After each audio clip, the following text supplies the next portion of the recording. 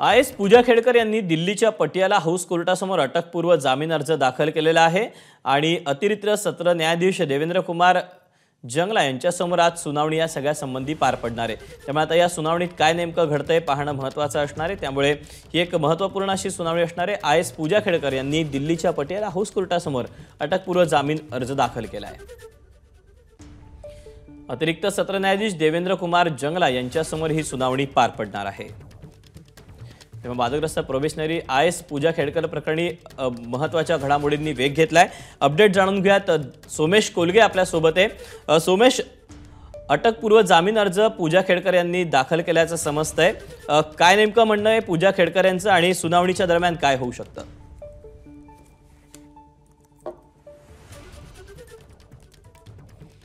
तेव्हा काही तांत्रिक कारणामुळे सोमेशचा संपर्क तुटलेला आहे। पुन्हा एकदा सोमेशशी संपर्क साधण्याचा प्रयत्न करूया।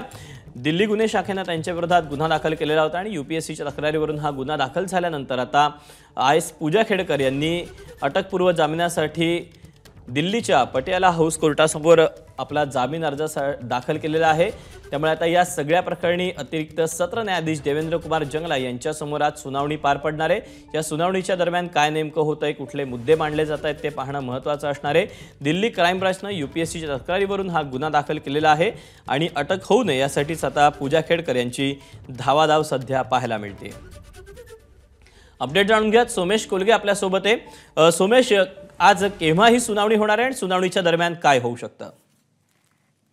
महत्वाची बातमी आणि पूजा खेडकर यांच्या प्रकरणात पुढे काय होणार या सगळ्या वाटचालीचं भवितव्य हे आजच्या सुनावणीवर अवलंबून आहे। कारण पटियाला हाऊस कोर्टामध्ये पूजा खेडकर यांनी अटकपूर्व जामिनासाठी अर्ज केलेला आहे। दिल्ली क्राईम ब्रांचने यूपीएससीच्या तक्रारीवरून पूजा खेडकर यांच्या विरोधात एफआयआर नोंदवला होता। त्या एफआयआर मध्ये पूजा खेडकर यांनी फसवणूक करून नाव बदलून 12 वेळा यूपीएससीची परीक्षा दिली आणि आमची फसवणूक झाली म्हणून हा एफआयआर दाखल करण्यात आलाय चीटिंग आणि क्रिमिनल ब्रीच ऑफ ट्रस्ट आणि मिसचिफच्या अंडर।